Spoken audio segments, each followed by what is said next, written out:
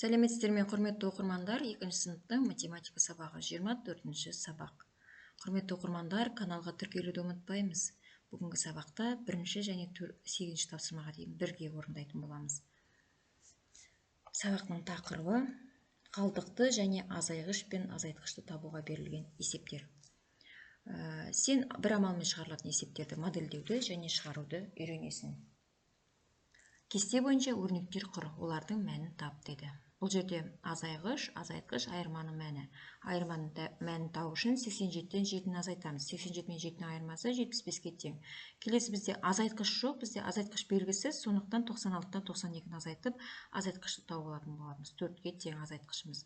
Ал соңғысында бізде азайғышы жоқ екен, ол кезде біз 27-ні 27-ге қосып, 54 деп азайғышымызды тауып алатын боламыз.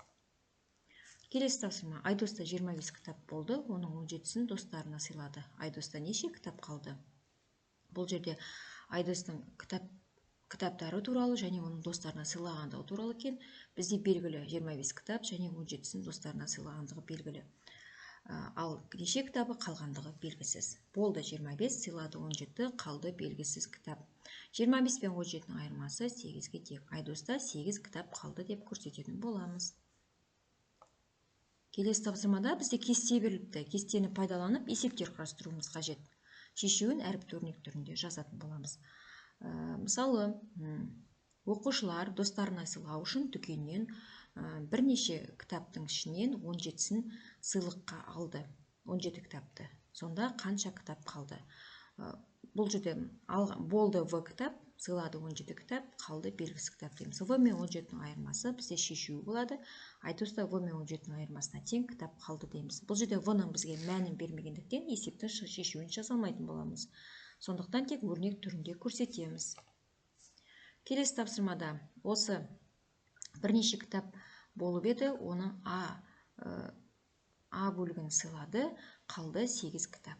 Бұл жерде болдыны табу үшін А мен 8-нің қосындысы, Айдоста А мен 8-нің қосындысына тең кітап болды деп айтатын боламыз. Келесі үшіншісіне құрастырып көрейік. Бұл жерде дүкенде 25 кітап болып еді, балалар достарына сыйлауға бірнеше кітапты алып сыйлаған кезде X-ке тең кітап қалды. Балалар өздеріне сыйлыққа қанша кітап алды деген сияқты есеп құрастырамыз. Шешуінде 25 пен X-ның айырмасы, Айдоста 25 пен X-ке тең кітабы сыйланды деп жауабын айтатын боламыз.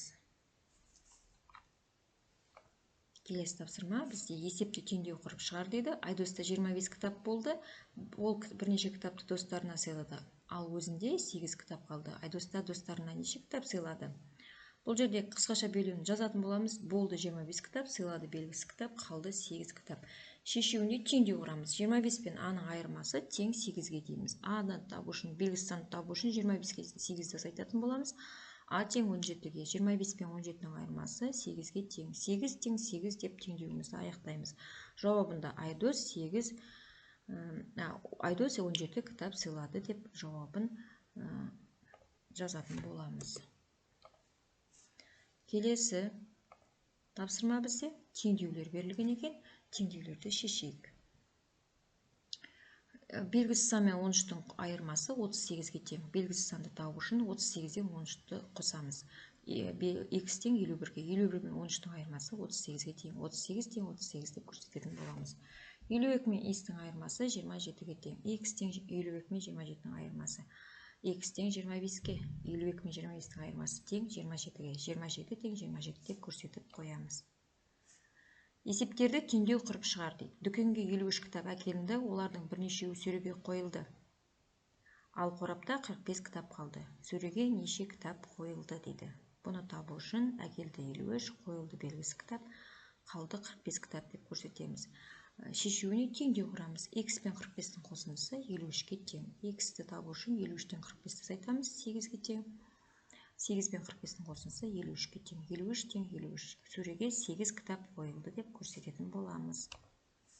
Келесі, дүкенге бірнеше кітап әкелінді, олардың 8-і сөреге қойылды, ал қорапта 45 кітап қалды. Дүкенге неше кітап әкелінді дейді.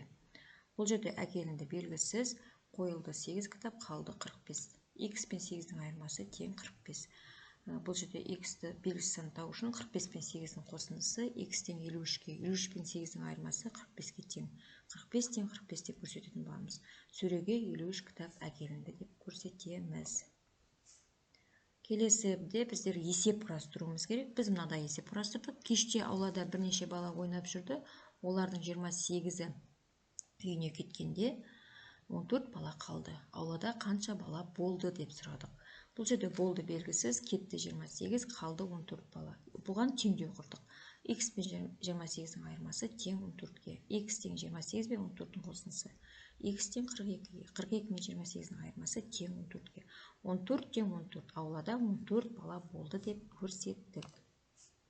Келесі сегізінші тапсырмада бағдар сызықтармен қозғала отырып мақалды оқы. Оның мағынасын қалай түсінесің дейді.